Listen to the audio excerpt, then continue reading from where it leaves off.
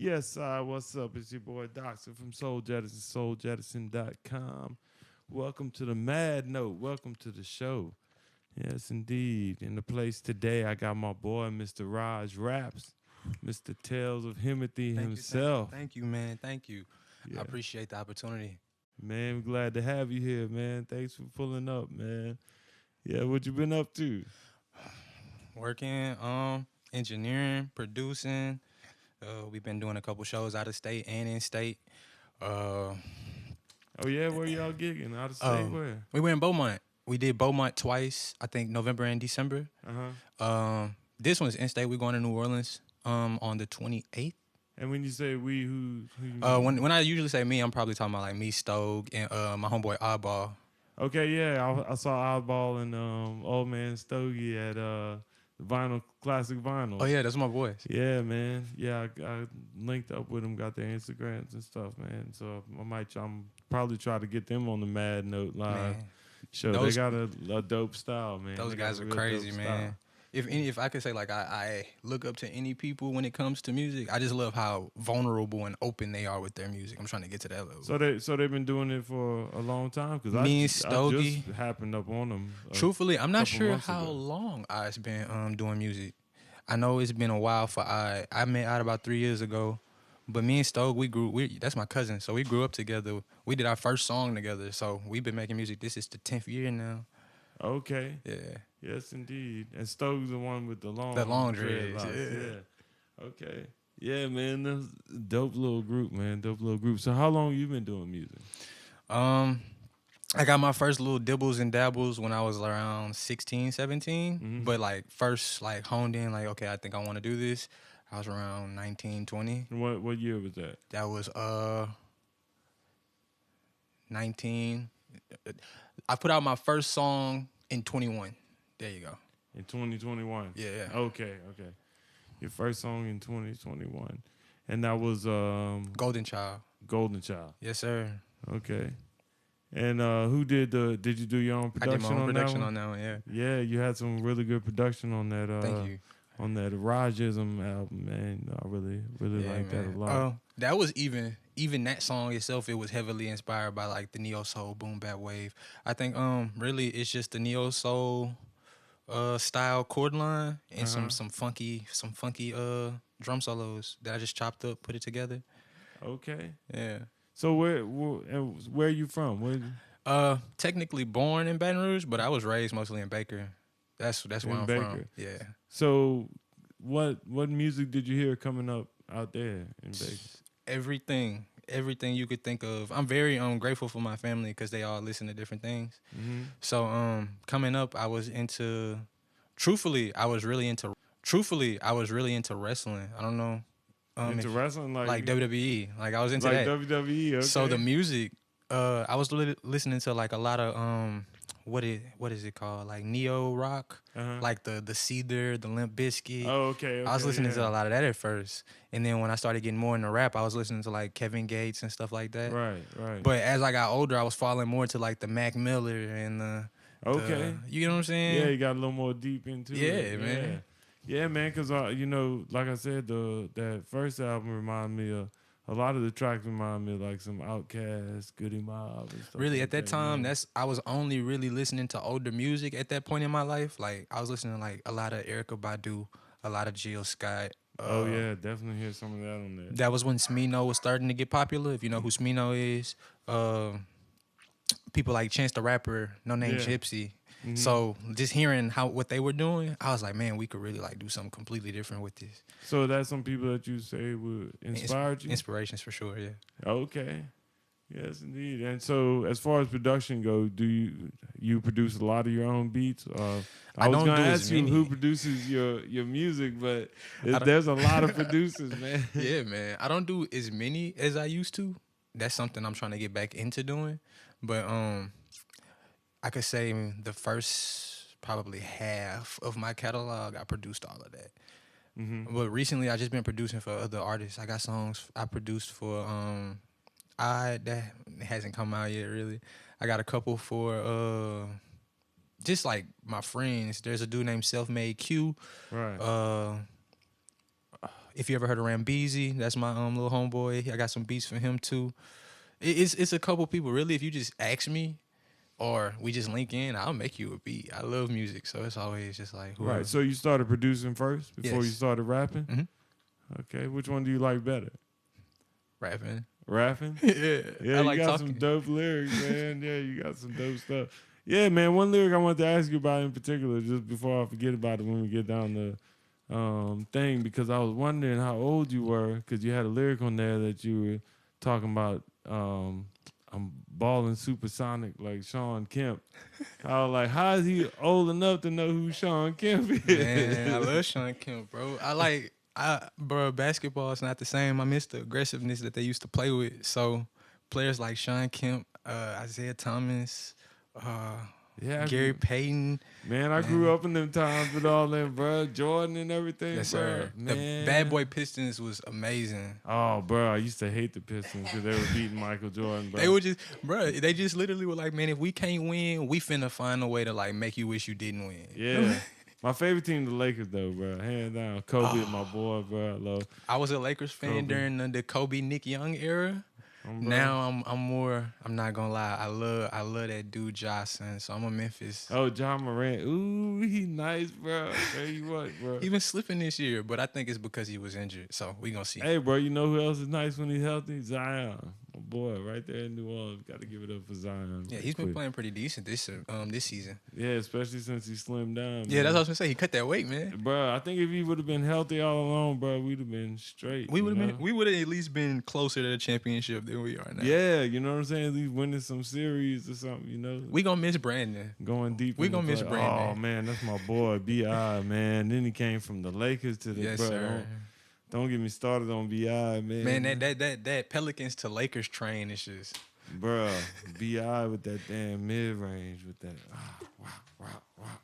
dropping them on you, bro, all night.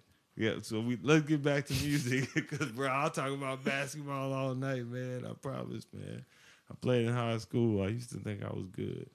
I was never that good. I knew for me it was like it's probably not sports. It's something. Yeah. Or it might be another sport, not basketball. You know what I'm saying? Or maybe I could have did table tennis or something like that. Was there anything else that you would have done if you weren't doing music? Would you have another career path that you probably would have been on? I don't know why recently I've been more on like clothing. So I guess it would have been trying to like make my own clothes, stuff like that. Okay, so have you made some clothes? Like I've designed some, physically put out into the universe. No, just I wanna learn more about it, if that makes sense. So how'd that come about that you got interested in design? Really, with me doing my music, I've always looked at it with a bigger view, I guess you could say, even with the business side of it. Like when I first started, I was like, okay, I want to have my own label. So that's where the OTRS comes from. That's my own label. And with the label, you need merch, you need equipment, stuff like that. So just with the merch, I was like, man, I could really design my own stuff. What's the point of paying someone to do something that I could probably do myself? Right. So I started, and once I started, I liked it just as much as the other aspects. Like I like when I shoot my videos, I like to be editing as well. So it's like I try to get my hands in. I'm very hands-on when it comes to what I got going. So I saw you into some cinematography. Did you go to school for it? No, sir. No, just got into it. How long you been doing that? Maybe about 3 years. I've always like tried it, but like serious, like okay, this is what we gonna do with this part. I'm gonna try to do this, do that. Like even with my last promo videos, I directed most of those. I chopped them, put them together, came out real good. But been doing that about 2.5, 3. What got me into it really? I'm trying to think. Just watching movies, man. Watching movies and then seeing music videos and how they had lost their flair. They lost their creativity over a while. Everybody was just kind of like, we're going to pull up at a gas station, shoot a video. Right. And I was like, let me be different. Let's make this video actually mean something. Give them a reason to watch it. Right. So, okay. And so you do all your own music videos? not 100%, but I definitely have a hand in 100% of them, if that makes sense. Okay. So you have some kind of Some input. oversight on it. Yes, sir. It's not coming out if I didn't have some sort of critique. So that's something you think you would like to do? Do you think you would like to be in front of the camera or behind the camera? Both. Both? Both. So 100%. acting, If I directing. had to like hit the button and go record myself, I would. Have you written any type of screenplays? Not full on like screenplays, but I've done like mini breakdowns for like videos to do promo. So kind of like a play, but not 100% like the words and everything. More just like I'm into like acting it out. I want you to feel it through the what's going on. Yeah, I noticed y'all got some pretty dope skits on the albums and stuff like that. You know what I'm saying? Thank you. Chicks talking and stuff like that. I gotta bring you into my world, man. I gotta bring you into what I got going on. You won't understand it if you don't get to experience it. Yeah, it's cool, man. Now, who does the album art? Do you do that yourself? Well, yes and no. I put out an album cover about 2 months ago that I didn't put out the album for yet, and that was designed by my homeboy Zephyrs. I got him in on it because he's been doing some design work. He's going to school for it, and I had a vision, and I was like, I don't think I'll be able to do it. Just truthfully, because I'm not the greatest with like drawing and stuff like that. So I got him to hand draw that one. Most of my other covers are usually like people I know, photo shoots I've done, and then I'll edit them real crazy, and then I'll put it out. The Color Purple series is really just my favorite paintings. By they're abstract paintings. I can't think of the artist's name right now off the top, but if you look up abstract purple paintings on Google, it'll probably be the first thing that comes up. And she has a series of like 6 or 7 of them. So I was like, I'm gonna use these. Right. So that was the second album. Third album. That's my second and technically my third because I did a Color Purple 1 and a Color Purple 2. Yeah, that's one. That B4 is Watch the Crown on it. I'm trying to remember that album. I know that first one, man. Just that's the one that just caught me. All that piano, brother. Yeah, even the Rajism that came from Erykah Badu. That came from Baduism. Yeah, so. And then the last one, bro, that was really smooth too, bro. Like with that you say, bro, like that mug, like I was like, oh, that's my boy. Man, that's so my cool. boy Dubrell. He came through, man. He that song came about from just a random session. I invited my homeboy over, and I was like, man, I got this beat I could really hear you on. It's like some Pharrell type stuff. Right. And he was like, all right, play it. And when I say he hummed the melody and had it wrote in like 15 minutes. And that's your boy Duno? Yeah. So that was him singing? Yeah. I was wondering, I was like, oh man, this dude got vocals too. Nah, he's going crazy, man. Yeah, bro, it was going down. And then there was another one on there, Figure You Out.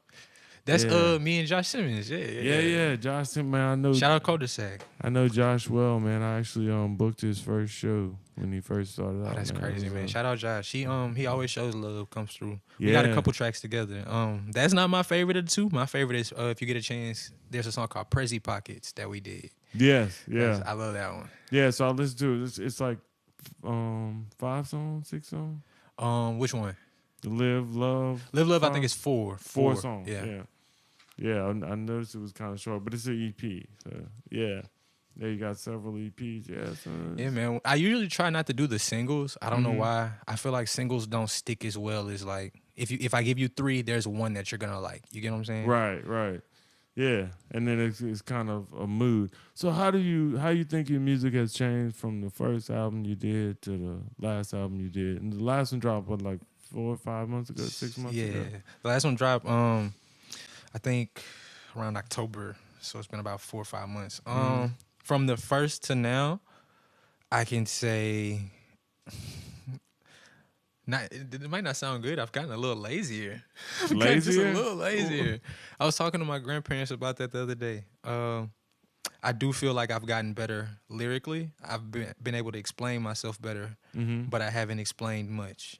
Right. So, sonically, I feel like I've gotten way better.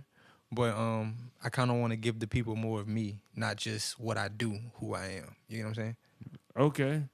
So, what was it like growing up for you? You know, your inspiration for your first albums and stuff like that. You know what I mean? Definitely, you know, I can hear some stories and stuff, man. So just like tell me what it was like. Oh, man. Growing up for me was a little different. I went through a lot of changes real quickly. Like, I'm an only child through my mom's side, so I don't really, when I go back to the crib, it's just me. You know what I'm saying? It's like me and my mom, but my mom's a teacher, so she's never really home. Okay. So, coming up, it wasn't the worst. I wasn't like struggling. I wasn't hungry, don't get me wrong. Right. But I knew what it was like to like, okay, we ain't got it this month.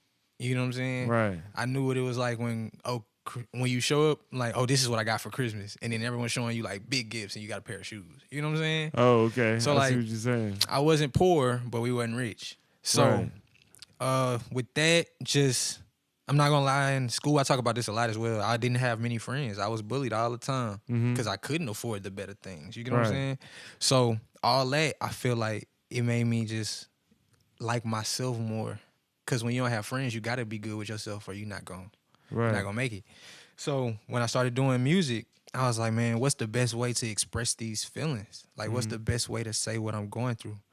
And then as I got older, just not knowing what I wanted for myself, and then letting everybody else tell me what was going on.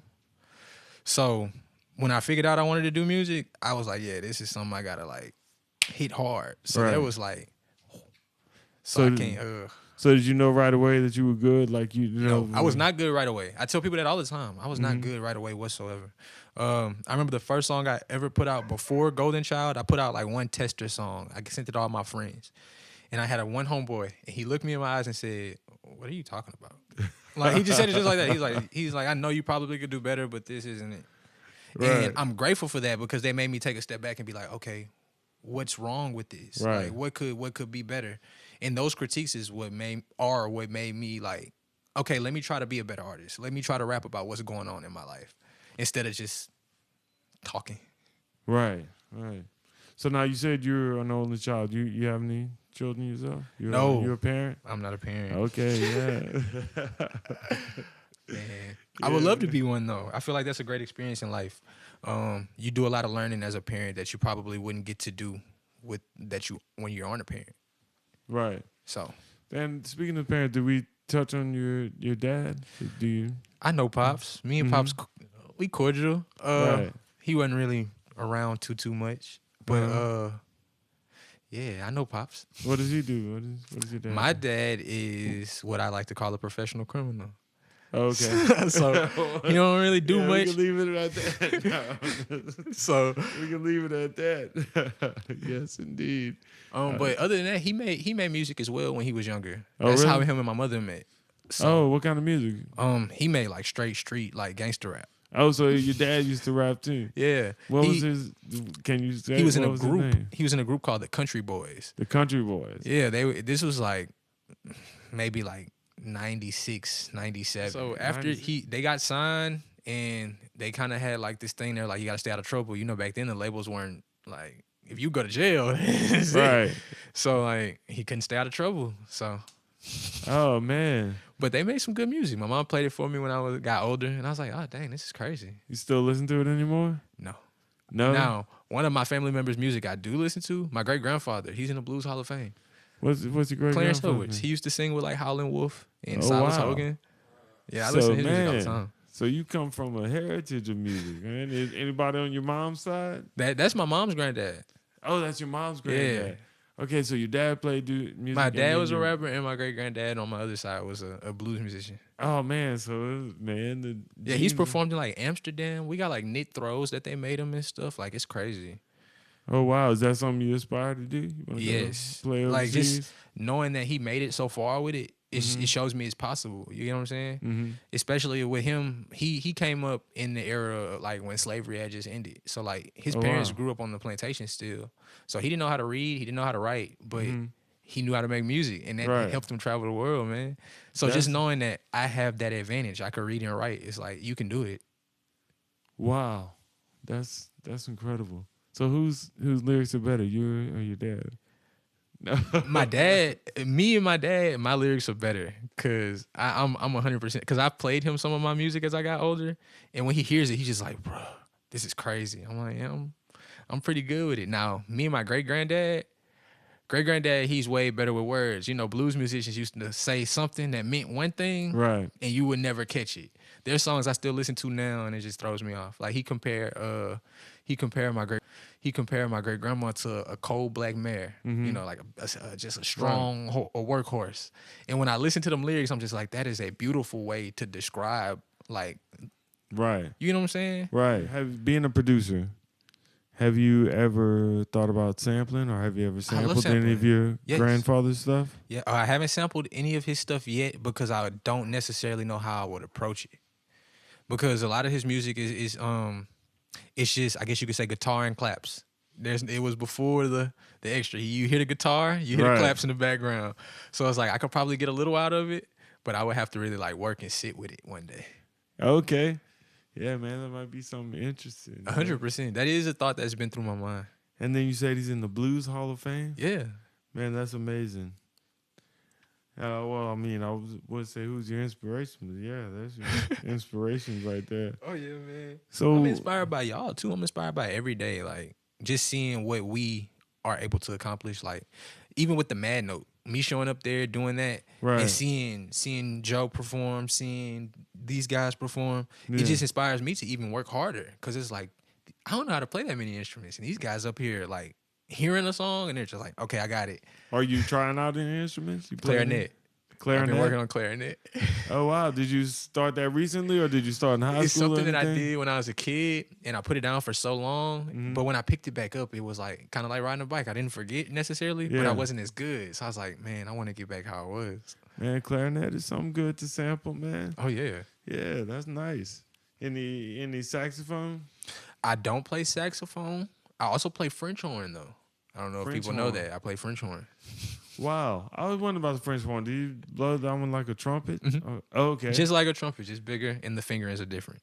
Okay, that's excellent. Have you tried the trumpet?